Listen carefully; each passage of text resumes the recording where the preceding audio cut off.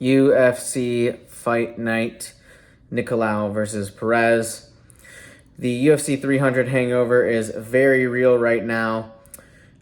We go from a card with whatever it was, 13 former champions to 0 on this card. But with that being said, we still got a job to do, and that is break down these fights. I'm going to go through and give my predictions for the main card here happening this weekend. We're starting off with Tim Means taking off Uros Medic. This is Tim Means' 28th UFC fight, and as far as having 28 UFC fights and being as old and experienced and being in the game as long as Tim Means has been, he's been pretty good. He's looked really good versus Andre Fialho, although most people these days are looking good against that guy.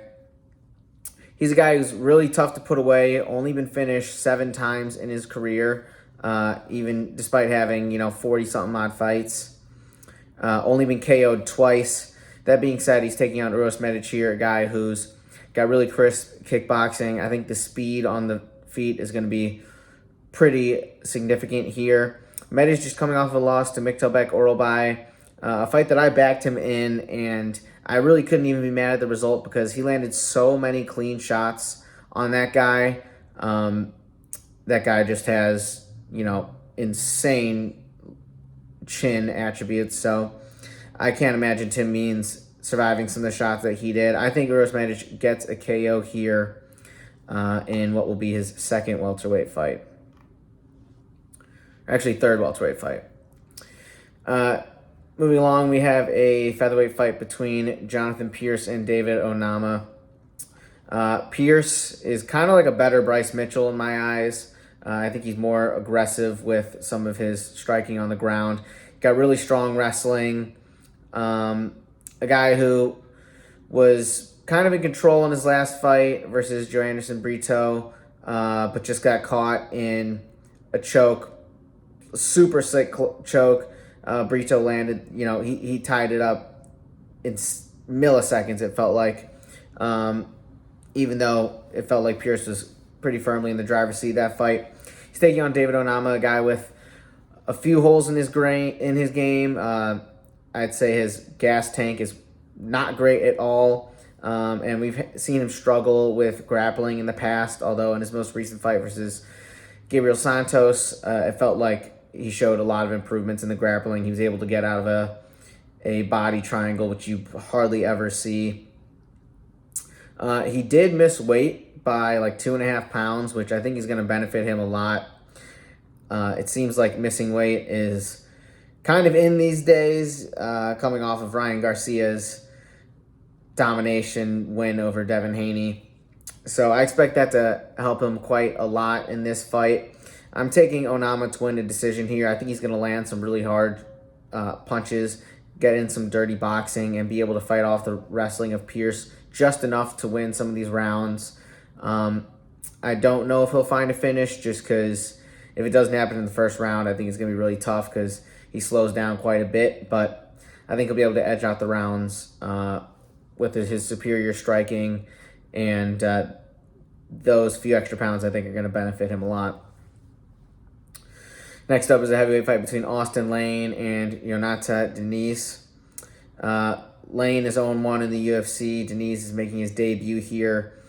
Diniz is, a somewhat accomplished kickboxer. He's not one of these Alex Pereira level guys who come in with, held the belt multiple times, legend of sport. No, he's not that guy, but he's very experienced in kickboxing, and despite only having 6 pro fights, he's got a lot more fight experience, I'd say, than Austen Lane, who has a few more MMA fights. And it feels like kickboxing really prepares these guys for MMA a bit more than something like, some of the other grappling martial arts where you're not really getting punched. It feels like those guys are better equipped for fighting. Lane is going to try and wrestle here. He's coming up against a kickboxer. He just got his chin cracked too, but I don't think he's got the gas tank to wrestle Jhonata Diniz for 3 rounds straight. Matter of fact, I don't even think he'll be able to land have much success grappling in the first round. I think he'll get KO'd before he gets the chance to really get going. So we are taking Diniz by round 1 KO. I just think he's the slicker striker here. Austen Lane just doesn't seem to have too much power on the feet either. Our next fight is a flyweight fight between Ariane Lipski and Karine Silva. Lipski is 4-1 in her last 5 fights, and Silva is 3-0 in the UFC. Silva's really been buzzsawing through the division. She's got 3 consecutive submission wins here, and even if it hasn't always looked easy, she's shown that her submission skill set is second to none in the division. She's taking on Lipski, who's never been submitted and is going to be a lot better on the feet, I feel. But I think Silva's wrestling is super impressive. She is really fast and she's shooting double legs, and she knows how to time them. And if she gets on top of her opponents, they have a really tough time getting back up. I think Silva wins a decision here with top control and just winning the positional battles in the grappling. Our co-main event is Ryan Spann taking on Bogdan Guskov.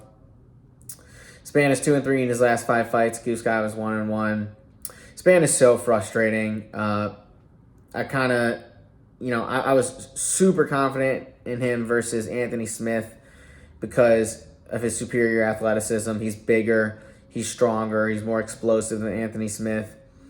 And, the fight was going as I expected. He landed clean shots, was hurting Smith, but he just does not have that killer instinct or that finishing ability that I think you need in the light heavyweight division. Despite having all those physical tools that I listed, he's going to be the bigger guy here too versus Guskov. He's going to have a couple inches on him. Guskov came in a half-pound underweight for this matchup here. And Guskov is a guy who I think is, somewhat promising. He's got a pretty insane style, and he's not going to see the card. I doubt he ever sees the cards in his UFC career. I'll call that right now. There's just no chance. Given his fight style, he throws from the hip, does not care about defense whatsoever. Looks like a Harkonnen if you've watched Dune. The guy is just a psychopath. And it's fun to watch. I'm not even going to lie. I did back him to beat Zach Pauga in his last fight because I just thought he was going to be the superior striker and the more violent of the two.